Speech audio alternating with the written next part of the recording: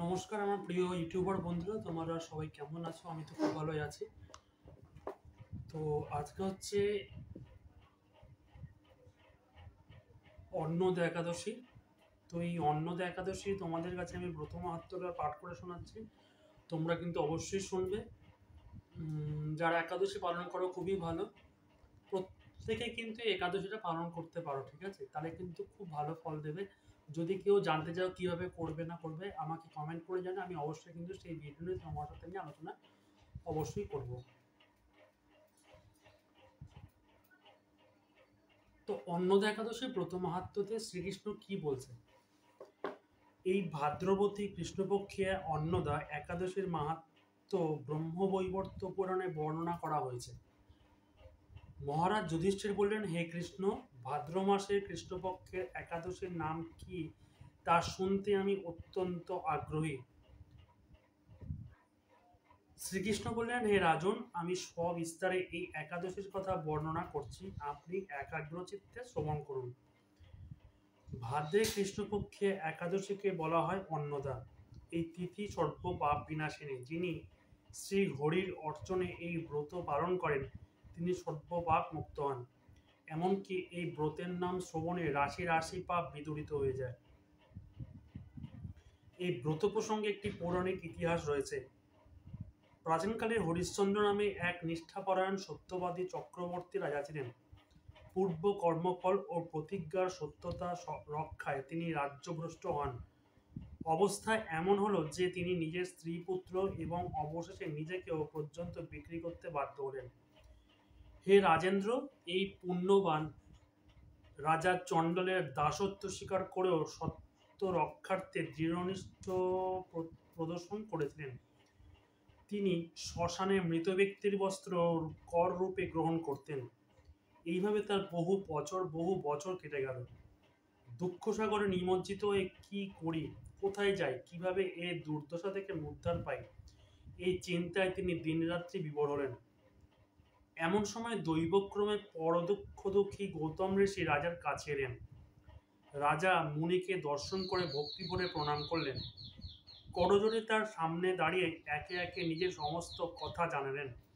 রাজার দুঃখের কথা শুনে মুনিবর বিস্ময়াপন্ন হলেন। অত্যন্ত ব্যথিত হয়ে তিনি বললেন, হে রাজন, ভাদ্র মাসে কৃষ্ণপক্ষের একাদশী অন্নদা নামে জগতে প্রসিদ্ধ। আপনি এই ব্রত পালন করুন। এই ব্রত প্রভাবে আপনার সমস্ত পাপের বিনাশ হবে।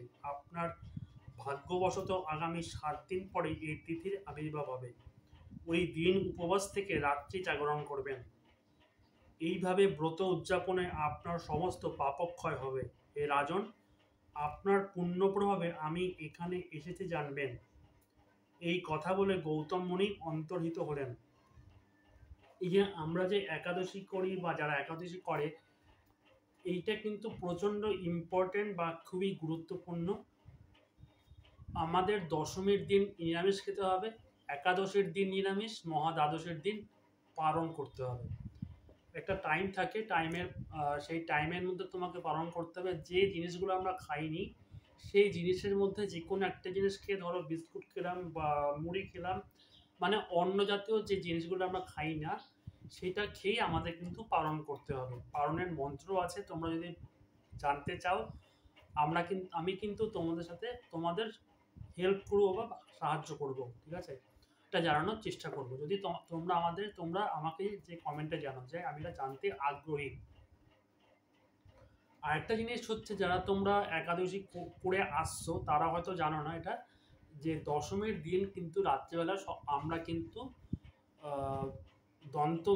দন্তমার্জন করে কিন্তু আমরা করে নিই। পরের দিন কিন্তু আমরা একাদশীর দিন কিন্তু আমরা দন্তমার্জন করি না। তার কারণ আমি জানি না। এটা মায়াপুরের কোনো এক গুরু বলেছিল আমাকে, তার সাথে দেখা ছিল, তো সে আমাকে বলেছিল। তো সেখান থেকে জানতে পেরে তোমাদের সাথে সেটা আলোচনা ভিডিওর মাধ্যমে উপস্থাপনা করলাম। ঋষিবরের উপদেশ মধ্যে তিনি শ্রদ্ধা সহকারে সেই ব্রত পালন করলেন। তার ফলে তার সমস্ত পাপ দূর হল। এই মহারাজ, এই ব্রতের প্রভাব শ্রবণ করুন। যথাবিধি এই ব্রত পালনে বহু বছরের দুঃখভোগের অবসান হয়। ব্রতের প্রভাবে রাজা হরিশ্চন্দ্রের সকল দুঃখ সমাপ্ত হল। পুনরায় তিনি স্ত্রীকে ফিরে পেলেন এবং তার মৃত পুত্র জীবিত হলো। আকাশ থেকে দেবগণ দুন্দুভি বাদ্য ও পুষ্প বর্ষণ করতে লাগলেন। এই একটা জিনিস আমি এখানে বলছি, স্ত্রীকেও আমরা কিন্তু এখন কিন্তু আমরা ফিরে পাবো না। যারা মারা গেছে তাদের কি ফিরে পাবো না, ছেলেরাও যারা মারা গেছে তাদের কিন্তু আমরা ফিরে পাবো না। তার জন্য কিন্তু আমরা যাতে সে দুঃখ ভোগ না করে, নরক যন্ত্রণা যাতে না পায়, তার জন্য কিন্তু আমরা প্রার্থনা করতে পারি, প্রে করতে পারি ভগবানের কাছে।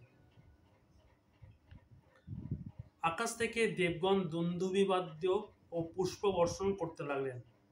নিষ্কণ্টক রাজ্যসুখ ভোগ করে অবশেষে আত্মীয় স্বজন ও নগরবাসী সহ স্বর্গে গমন করলেন।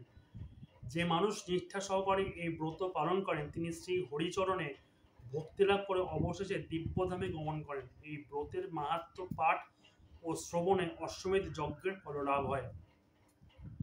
কৃষ্ণায় বাসুদেবায় হরে পরমাত্মনে প্রণতঃ ক্লেশনাশায় গোবিন্দায় নমো নমঃ।